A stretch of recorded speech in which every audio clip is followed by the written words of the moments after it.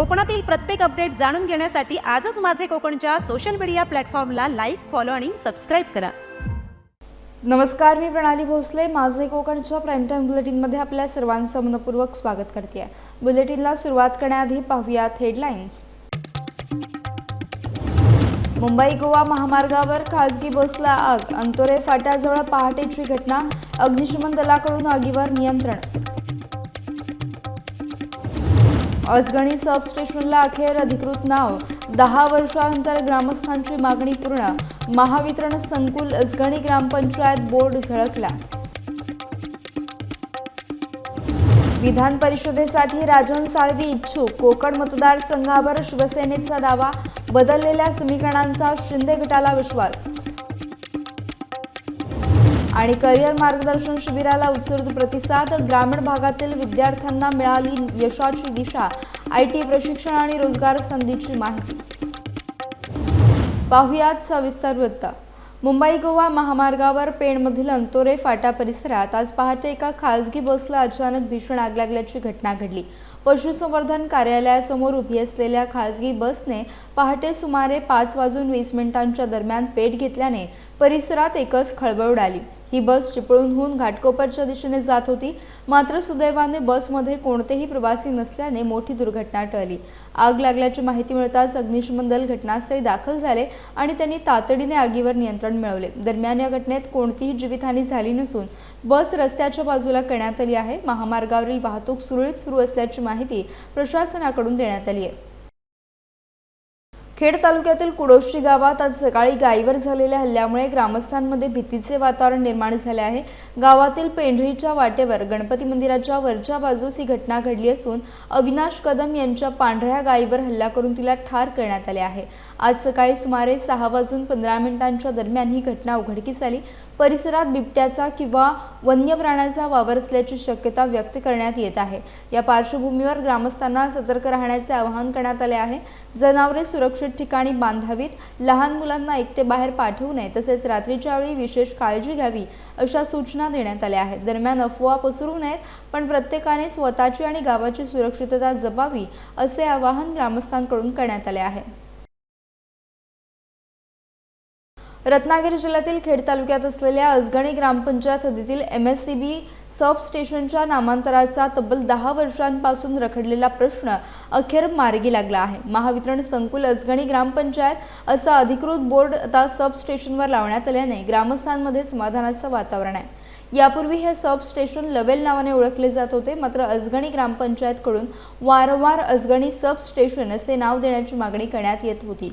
गेल्या 6 महिन्यांपासून माजी खेड तालुका अध्यक्ष मनसे संदीप हरी फडकले यांनी या विषयाचा सातत्याने पाठपुरावा केला होता. त्यांच्या प्रयत्नांना अखेर यश मिळालं असून MSCBचे अधिकारी मानकर यांनी सबस्टेशनच्या नावात बदल करण्याचा निर्णय घेतला. दिनांक 22 मे रोजी अधिकृत नामफलक लावण्यात आला.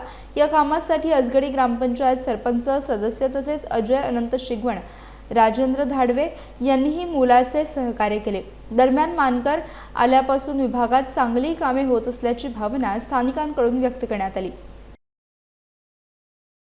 कोकण स्थानिक स्वराज्य संस्था विधान परिषद मतदारसंघाच्या निवडणुकीच्या पार्श्वभूमीवर शिंदे शिवसेनेचे माजी आमदार राजन साळवी यांनी आपली इच्छुकता स्पष्ट केली आहे. बदललेल्या परिस्थितीत हा मतदारसंघ शिवसेनेलाच मिळावा अशी मागणी उपमुख्यमंत्री एकनाथ शिंदे यांच्याकडे केल्याचं साळवी यांनी सांगितलं. रत्नागिरी, रायगड आणि सिंधुदुर्ग या तिन्ही जिल्ह्यांमध्ये स्थानिक स्वराज्य संस्थांमध्ये शिंदे शिवसेनेने संख्याबळ अधिक असल्याचा दावा करत त्यांनी या जागेवर शिवसेनेचा नैसर्गिक दावा असल्याचं म्हटलंय. कोकणातील राजकारणाचा आपल्याला तब्बल 40 वर्षांचा अनुभव असल्याचं सांगत पक्षाने संधी दिल्यास ती जबाबदारी समर्थपणे पार पाडू असा विश्वासही राजन साळवी यांनी व्यक्त केला. दरम्यान या जागेवरून महायुतीमध्ये कोणताही वाद नसून मुख्यमंत्री आणि दोन्ही उपमुख्यमंत्री जो निर्णय घेतील तो मान्य असेल अशी भूमिका त्यांनी स्पष्ट केली. तसेच या निवडणुकीत महायुतीचाच उमेदवार विजयी होईल असा दावा देखील त्यांनी केला. कोकण स्थानिक संस्थेची निवडणूक जाहीर झाली. ह्या निवडणुकीकरता सिंधुदुर्ग, रत्नागिरी, रायगड असे 3 जिल्ह्यांमधली ही निवडणूक मतदारांच्या रूपाने होते. माझ्या माहितीप्रमाणे या संपूर्ण मतदारसंघामध्ये 1018 मतदार आहेत. शिवसेना मोठा पक्ष म्हणून 305 मतदार आहेत. भारतीय जनता पक्ष 276 आणि राष्ट्रवादी 127 पर्यंत आहे. एकंदर सध्याची राजकीय परिस्थिती आपण पाहिली मागच्या काळामध्ये विजय सावंत हे काँग्रेसचे आमदार होते, त्यानंतरच्या काळामध्ये अनंत तरे शिवसेनेतर्फे आमदार होते, राष्ट्रवादीकडनं भास्कर जाधव, अनिल तटकरे, अनिकेत तटकरे हे त्यावेळी आमदार होते. पण त्यावेळची परिस्थिती वेगळी होती. मागील झालेल्या जिल्हा परिषद नगरपालिका निवडणुकीमध्ये ह्या संपूर्ण कोकणामध्ये प्रचंड यश मिळालं आहे आणि त्या यांनी आपण बघितलं तर मोठा पक्ष शिवसेना आहे आणि म्हणून मोठा पक्ष शिवसेनेचा असल्यामुळे हा मतदारसंघ शिवसेनेला मिळावा अशा त्याची मागणी आम्ही एकनाथ शिंदे साहेबांकडे केलेली आहे. नक्की आम्हाला विश्वास आहे की हा मतदारसंघ शिवसेनेला मिळाला तर त्या ठिकाणी मी स्वतः ह्या मतदारसंघामध्ये एक उमेदवार म्हणून इच्छुक राहिलेला आहे.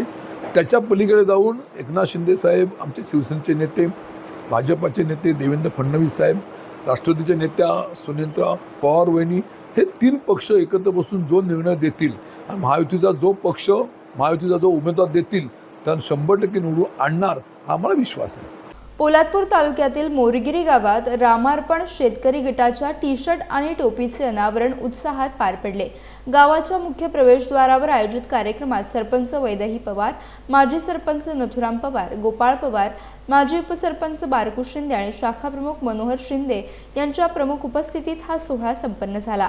यावेळी पाणी फाउंडेशन, उमेद आणि कृषी विभागाच्या माध्यमातून आयोजित फार्मर कप स्पर्धेअंतर्गत सेंद्रिय शेतीला प्रोत्साहन देत नाचणी, भात आणि वेलवर्गीय भाजीपाला पिकांच्या पेरणीपूर्व मशागतीला सुरुवात करण्यात आली. कार्यक्रमाला तालुका कृषी अधिकारी फडतरे, उपकृषी अधिकारी गुंड, पाणी फाउंडेशनच्या पल्लवी शिंदे तसेच सहाय्यक कृषी अधिकारी खारतोडे उपस्थित होते. पुढील काळात विषमुक्त आणि सेंद्रिय शेतीच्या माध्यमातून सकस धान्य उत्पादन करण्याचा संकल्प शेतकऱ्यांनी व्यक्त केला. दरम्यान गटाचे मेंटॉर भरत कदम आणि निमंत्रक सतीश शिंदे यांच्या मार्गदर्शनाखाली रामार्पण शेतकरी गटाची वाटचाल प्रगतिशील शेतीकडे सुरू असल्याचे यावेळी सांगण्यात आले. ग्रामीण भागातील विद्यार्थ्यांना शिक्षणानंतरच्या करिअरच्या विविध संधींबाबत मार्गदर्शन मिळावे आणि त्यांच्या भविष्यास योग्य दिशा मिळावी या उद्देशाने चौल चंपावती येथे करिअर मार्गदर्शन शिबिराचे आयोजन करण्यात आले. दिलीप विठ्ठल भोईर चॅरिटेबल ट्रस्ट, झिराड आणि उत्कर्ष फाउंडेशन यांच्या संयुक्त विद्यमाने आयोजित या शिबिराला बेलोशी जिल्हा परिषद क्षेत्रातील विद्यार्थ्यांनी उत्स्फूर्त प्रतिसाद दिला. पाठारे क्षत्रिय समाज सभागृहात पार पडलेल्या या शिबिरात विद्यार्थ्यांना करिअर निवडताना स्वतःची आवड, क्षमता आणि भविष्यातील रोजगाराच्या संधी लक्षात घेऊन निर्णय घेण्याचे आवाहन जिल्हा परिषद सदस्य दिलीप भोईर यांनी केले. योग्य मार्गदर्शन विद्यार्थ्यांच्या यशस्वी भविष्यासाठी अत्यंत महत्त्वाचे असल्याचे त्यांनी सांगितले. यावेळी डॉक्टर सचिन राऊळ यांनी आपल्या संघर्षमय प्रवासाचे अनुभव सांगत विद्यार्थ्यांना मेहनत, जिद्द आणि पालकांच्या कष्टांची जाणीव ठेवण्याचा संदेश दिला. दरम्यान प्रतीक सावंत आणि डिमेलो यांना IT कंपनीचे नियुक्तीपत्र प्रदान करण्यात आले. तसेच उत्कर्ष फाउंडेशनच्या माध्यमातून मोफत IT प्रशिक्षण, कौशल्य विकास आणि रोजगार सहाय्याबाबत विद्यार्थ्यांना सविस्तर माहिती देण्यात आली. अलिबाग तालुक्यातील सकल मराठा समाजातील गुणवंत विद्यार्थ्यांचा गुणगौरव सोहळा उत्साहपूर्ण वातावरणात पार पडला. कुरुळ येथील सुरुची रिसॉर्टमध्ये आयोजित या कार्यक्रमात विविध क्षेत्रांमध्ये उल्लेखनीय यश संपादन करणाऱ्या विद्यार्थ्यांचा सन्मान करण्यात आला. सकल मराठा समाज अलिबाग आणि युवा एकता जनकल्याण सामाजिक संस्था चौंढी यांच्या संयुक्त विद्यमाने हा कार्यक्रम आयोजित करण्यात आला होता. विद्यार्थ्यांच्या शैक्षणिक प्रगतीसोबतच सामाजिक जाणीव, संस्कार आणि आध्यात्मिक मूल्यांचे महत्त्व अधोरेखित करणारा हा सोहळा ठरला. यावेळी युवा एकता जनकल्याण सामाजिक संस्थेचे अध्यक्ष तथा किहिम ग्रामपंचायतचे सरपंच प्रसाद उर्फ पेंट्या गायकवाड यांनी विद्यार्थ्यांना योग्य मार्गदर्शन आणि संधी मिळाल्यास ते समाजाचे भविष्य घडवू शकतात असे सांगितले.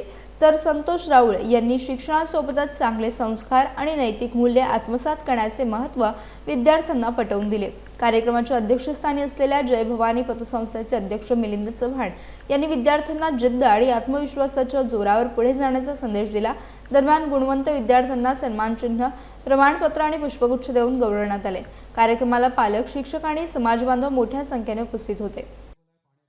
यासह बुलेटिनमध्ये वेळ झाली. इथेच थांबण्याची भेटूयात नवीन बुलेटिनसह. तोपर्यंत तुम्ही कुठेही जाऊ नका. पाहत राहा फक्त माझे कोकण.